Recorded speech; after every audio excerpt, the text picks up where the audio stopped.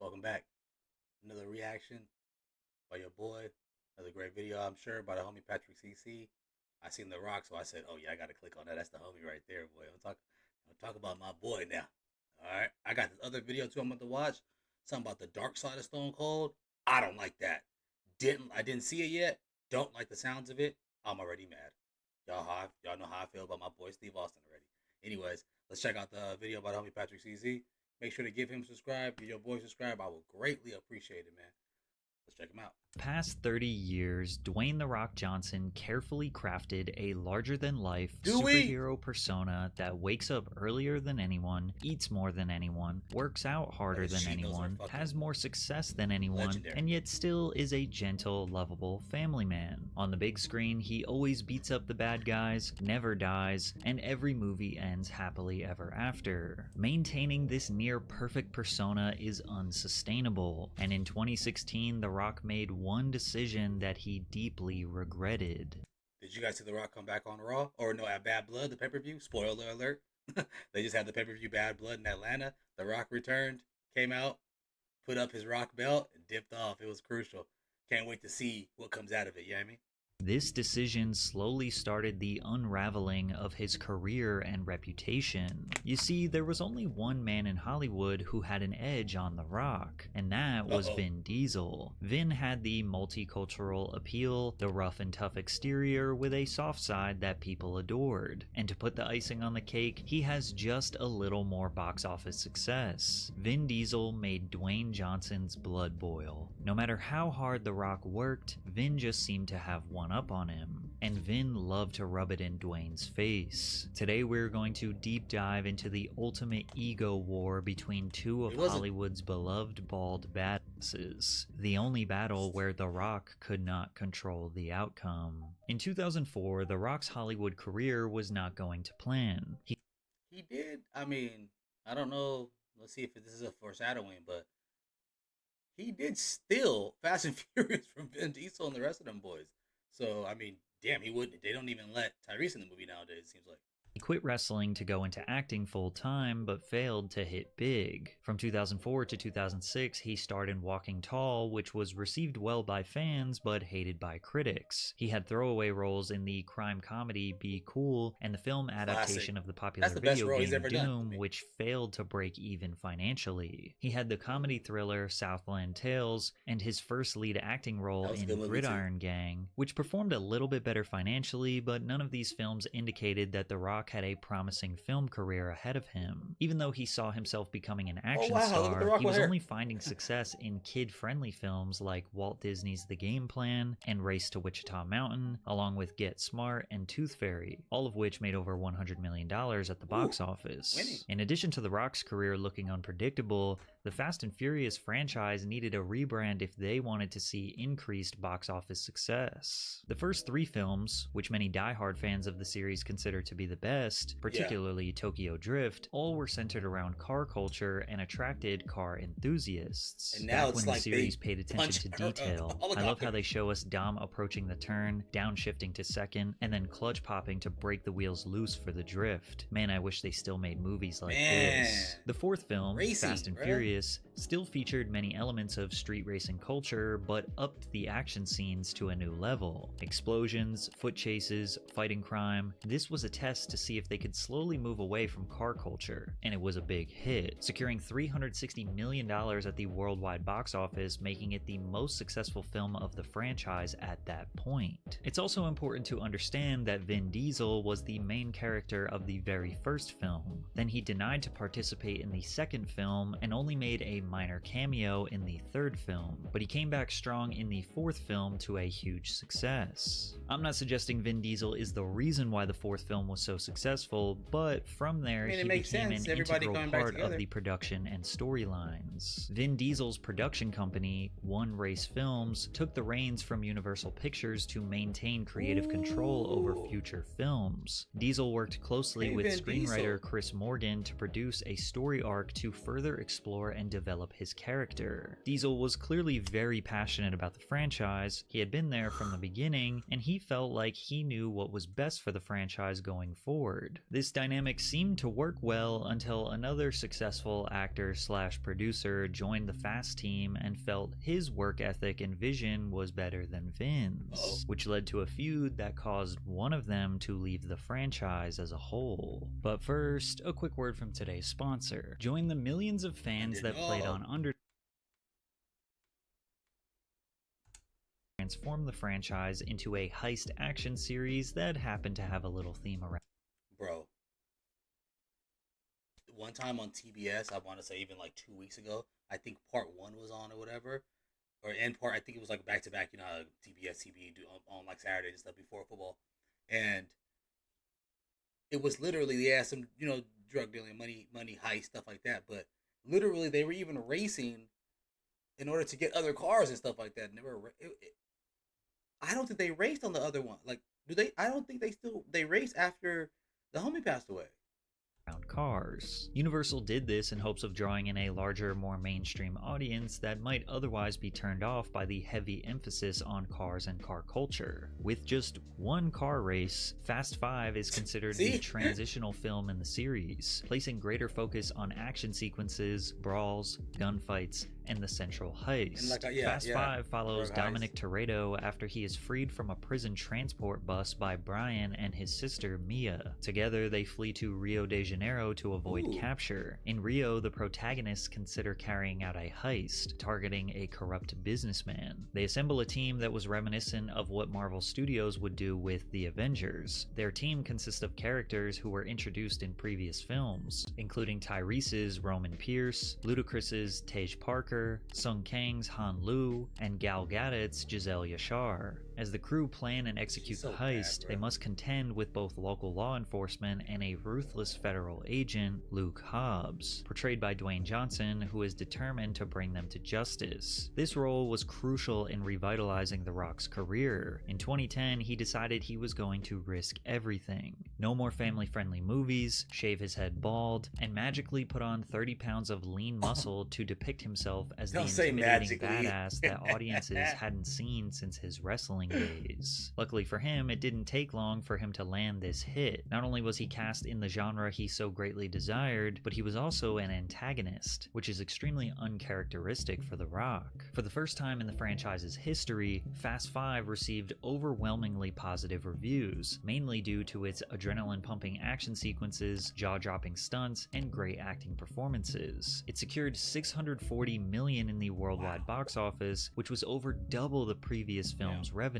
Plus, Fast 5 is widely regarded by fans and critics as the best one of the series. A review from Empire magazine praised Johnson's performance, saying, "How to reignite an aging franchise? Drop The Rock on it." Dwayne Johnson hulks through the movie, leaving testosterone trails in his wake. It was overwhelmingly agreed upon that The Rock's Luke Hobbs was the perfect dance partner for Vin Diesel's Dominic Toretto, and the studio delved deeper into their complex relationship with Fast and Furious 6. The film picks up where Fast 5 left off, with Toretto, O'Connor, and their crew living as fugitives following their successful heist in Rio de Janeiro. The story unfolds as Hobbs recruits Dominic and his team to help take down a skilled mercenary organization led by Owen Shaw, who is wreaking havoc across Europe. In exchange for full pardons, the crew agrees to join forces with Hobbs to stop Shaw, who has assembled a team of highly skilled drivers and operatives. To label the film as a success would be an understatement. Fast and Furious 6 saw similar positive reviews to its predecessor and grossed over $788 million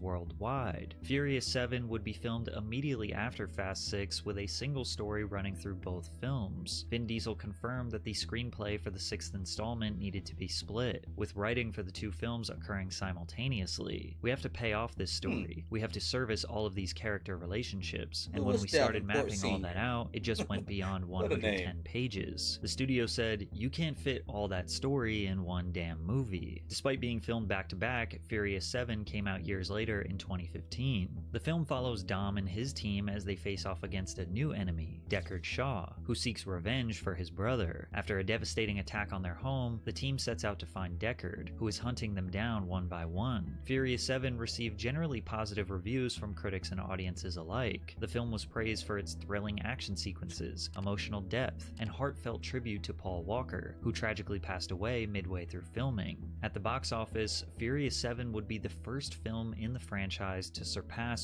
$1 billion, grossing over $1.5 billion worldwide. And despite Vin Diesel and The Rock being considered equally as important to the Fast franchise, outside of the series, they had drastically different careers. Johnson became one of the highest paid action stars because of the series. The same can't be said for Diesel. Johnson appeared in several blockbuster films like Journey to The Mysterious Island, G.I. Joe Retaliation, Hercules, and San Andreas, all of which surpassed $200 million at the worldwide box office. Diesel, on the other hand, struggled to find anything substantial. Babylon AD bombed at the box office and was destroyed by film critics. The Chronicles of Riddick and Riddick, the second and third installments of the Chronicles of Riddick franchise, left fans with mixed opinions. The Last Witch Hunter didn't make enough to break even at the box office and receive less than stellar reviews. Triple X Return of Xander Cage, the third installment in the Triple X film series, stood out as the only film in his filmography outside of the Fast and Furious franchise to break even at the box office, grossing over $347.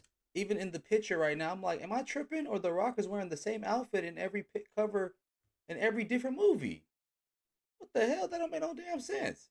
$6 million worldwide. For Johnson, it was the complete opposite. Nearly every film he starred in the 2010s was a box office success. On top of that, he even made a brief return to the wrestling ring. The Rock's Hollywood takeover was a huge success, and it kind of made the Fast and Furious franchise seem like it was a second priority to him. His overwhelming success in Hollywood may have made him feel like he knew the right way to do things, and maybe he should call the shots. On the other hand, the franchise was seemingly all that Vin Diesel had, which understandably made him super protective over the creative vision. But The Rock followed Vin's lead for long enough, and he was tired of it. So he decided to make an Instagram post that he would later deeply regret.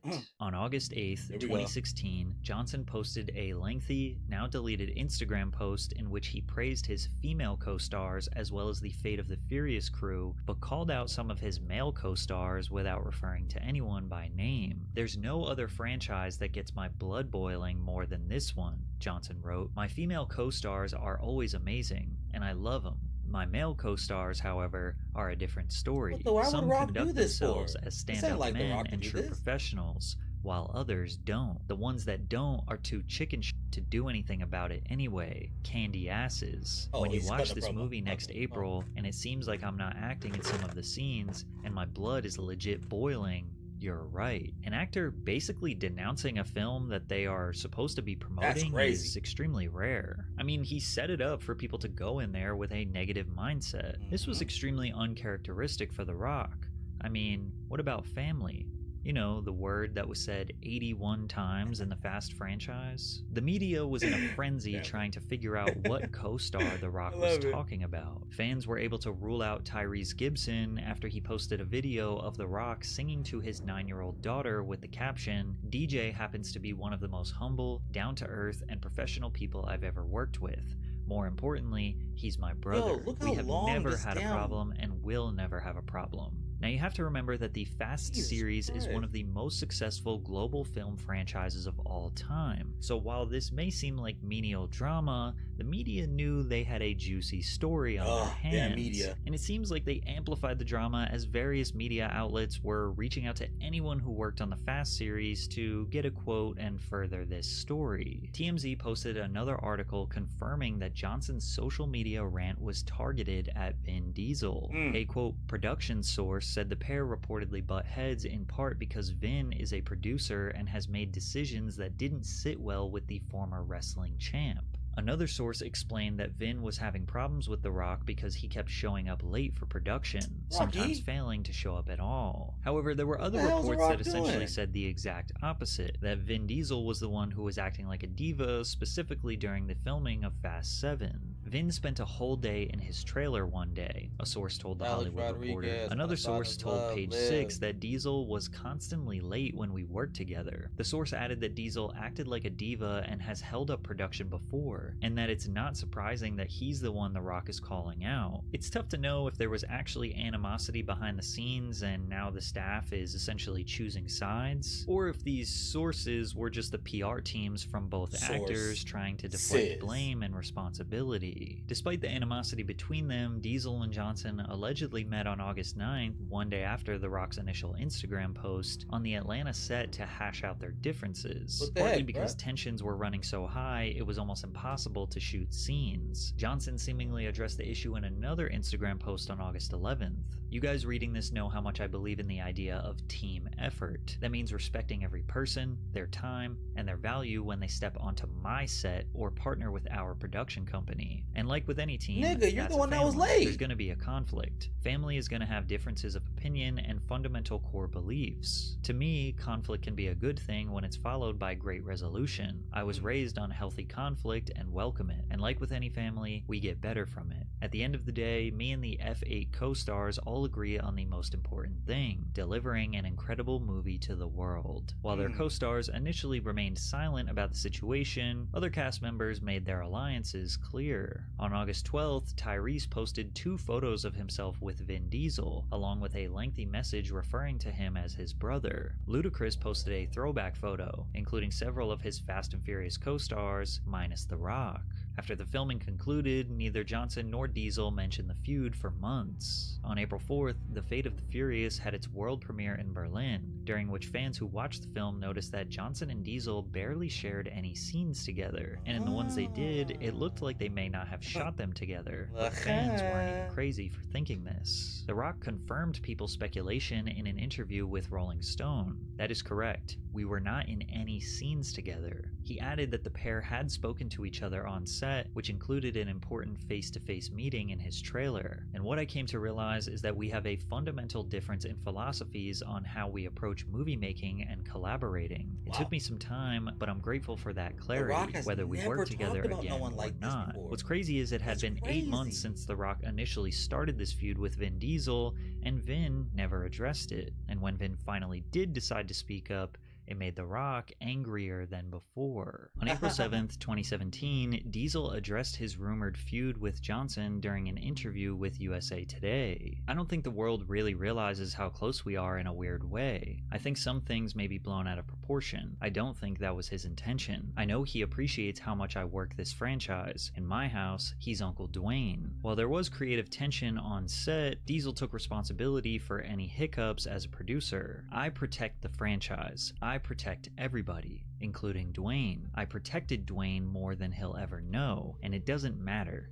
He doesn't have to know, but he appreciates it. He knows it. Dwayne has only got one Vin in his life. Dwayne Johnson only has one big brother in this film world, and that's me. When asked if the pair had hugged it out and made amends, Diesel responded, always, always, always. I'm always rooting for Dwayne. I'm the first multicultural megastar in Hollywood. So they didn't exist. To see another multicultural star come up is something I am very proud of. I'm always rooting Dwayne on. At this point, it became quite evident that this feud is quite the ego battle, because while Vin's statement seems positive, there is definitely a hint of animosity. He's essentially trying to Lil Bro The Rock, which is essentially treating him like he is inferior or has a lower social status. Even though they are nearly tied when considering worldwide box office performance, but Vin has just enough more success to be able to flex on The Rock. Not to mention, he achieved that in 16 less films. Despite Vin's sarcastic remarks, The Rock chose not to respond. What nobody knew at the time was The Rock was so fed up with Vin Diesel at this point that he decided to walk away from the Fast franchise.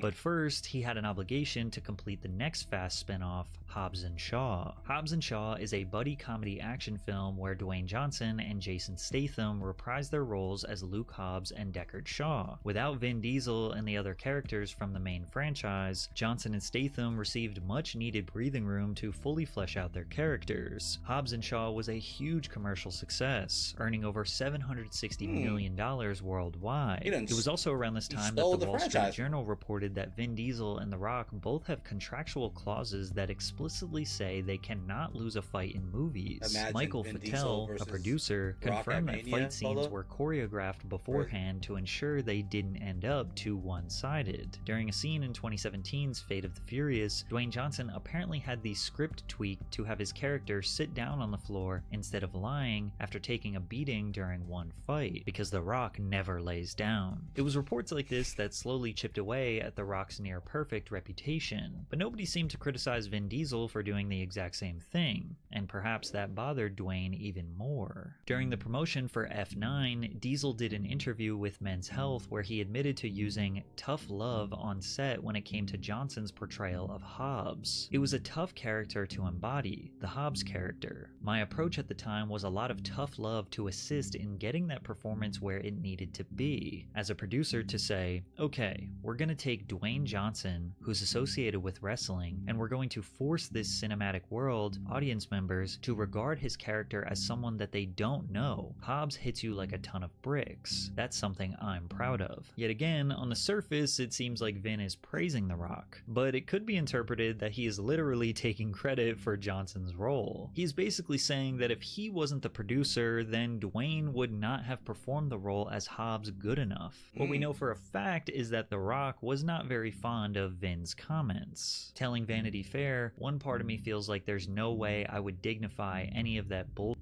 with an answer. The Rock then addressed the Instagram post that he made in 2016, 5 years ago, that started this whole feud. He said the post caused a firestorm, yet interestingly enough, it was as if every single crew member found their way to me and either quietly thanked me or sent me a note. But yeah, it wasn't my best day. He said, I shouldn't have shared that, because at the end of the day, that goes against my DNA. I don't share things like that, and I take care of that kind of bullshit away from the public. They don't need to know that. That's why I say it wasn't my best day. He stood behind his previous comments, but he did reiterate that sharing. Did y'all hear that shit? Holy shit. I done kicked the trash can over this shit. Oh my god, nigga. Nigga, I was about to... Bro, that was fucking crazy right now.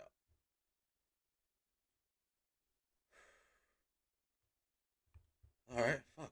Sharing his displeasure for Vin Diesel was not the right thing to do. He mentioned again the alleged meeting with Vin in his trailer, where he said that him and Diesel are philosophically two different people, and we approach the business of movie making in two very different ways. Still, Johnson held resentment towards his co-star, and he denounced Diesel's big brother comments. I've been around the block a lot of times. Unlike him, I did not come from the world of theater, and you know, I came up differently and was raised differently, and I came from a completely different culture and environment, and I go into every project giving it my all. And if I feel that there's some things that need to be squared away and handled and taken care of, then I do it, and it's just that simple. So when I read that, just like everybody else, I laughed. I laughed hard. Clearly, whatever happened between Johnson and Diesel was never really resolved, and as future films centered more around Vin Diesel, The Rock decided to make his exit. In July of 2021, Johnson revealed to the world that he would not be returning to the main franchise while speaking to The Hollywood Reporter. I wish them well on Fast 9, and I wish them the best of luck on Fast 10 and Fast 11 and the rest of the Fast and Furious movies they do that will be without me. And 4 months after Johnson said that he's never coming back, Vin Diesel made an Instagram post where he begged him to rejoin the franchise. My little brother Dwayne. The time has come. The world awaits the finale of Fast 10. As you know, my children refer to you as Uncle Dwayne in my house. There is not a holiday that goes by that they and you don't send well wishes, but the time has come.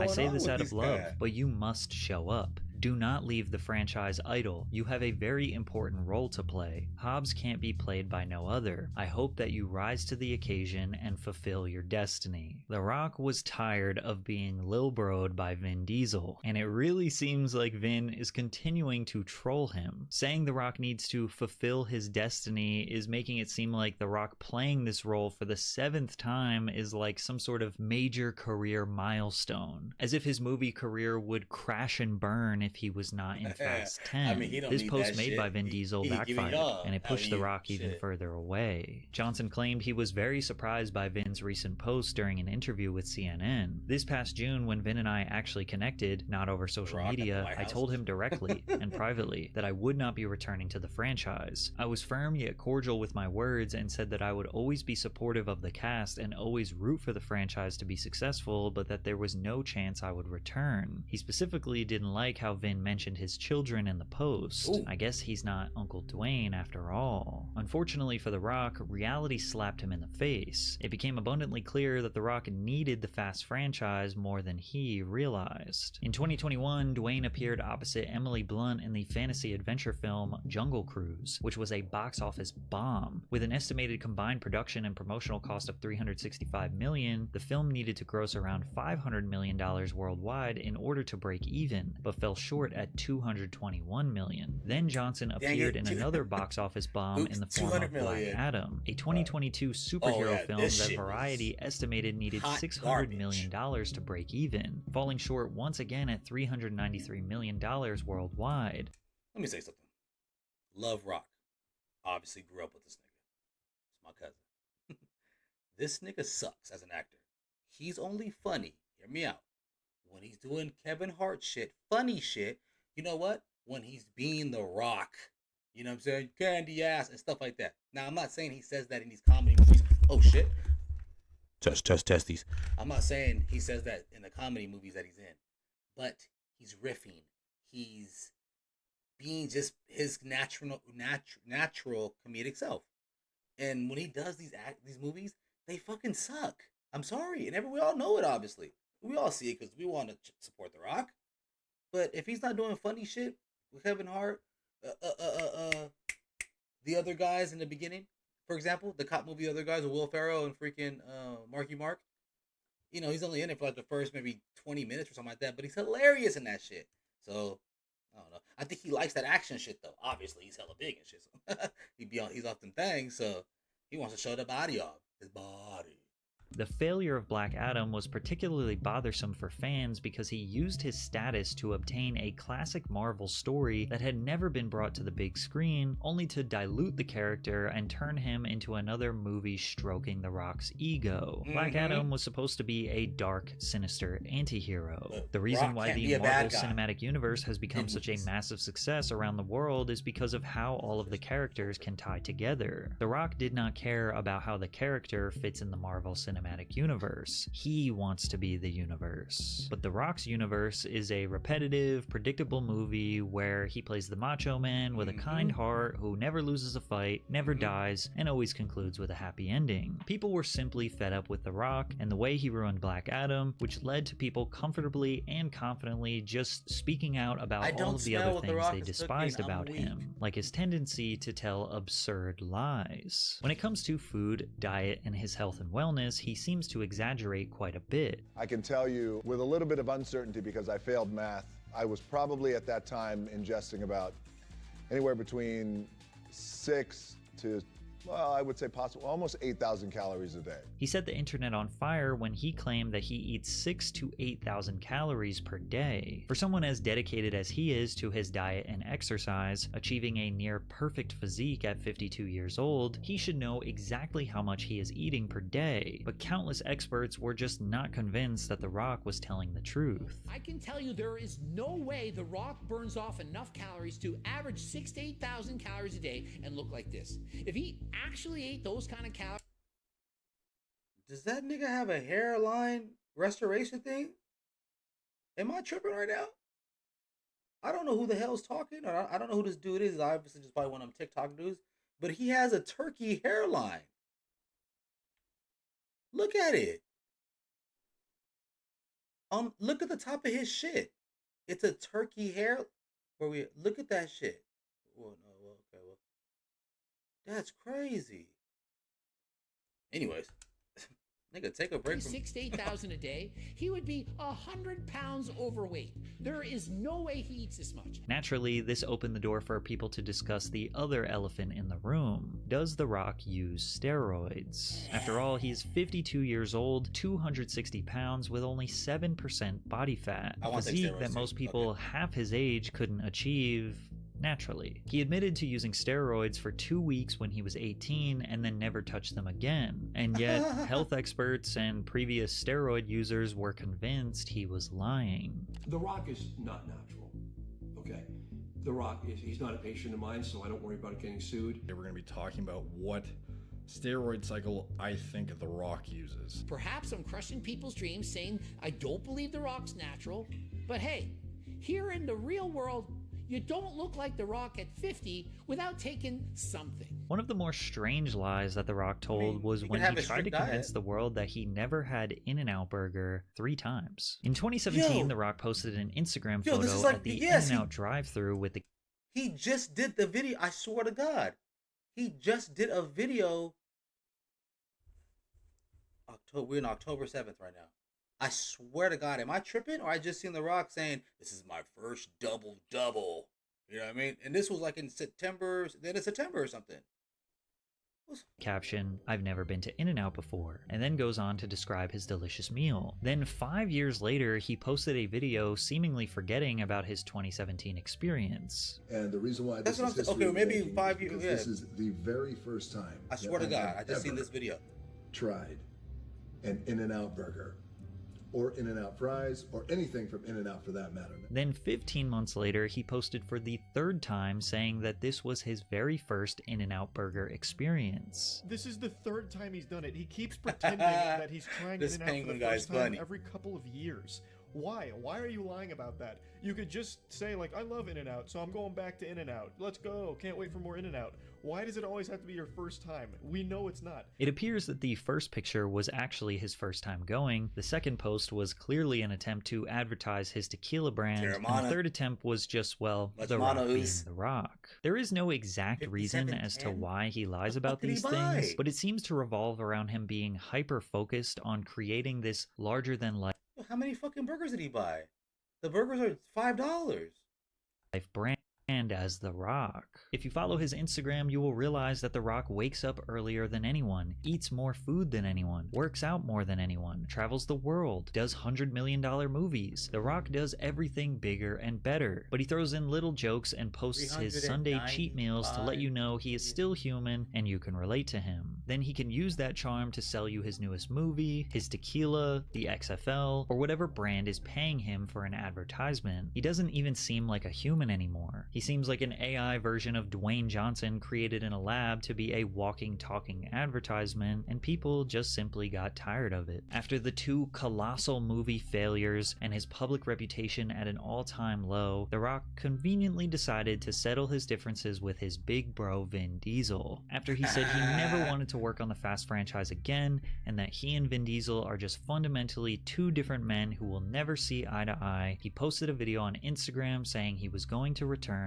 for Fast X. So I am 100% confirming to you guys around the world that yes, it is true.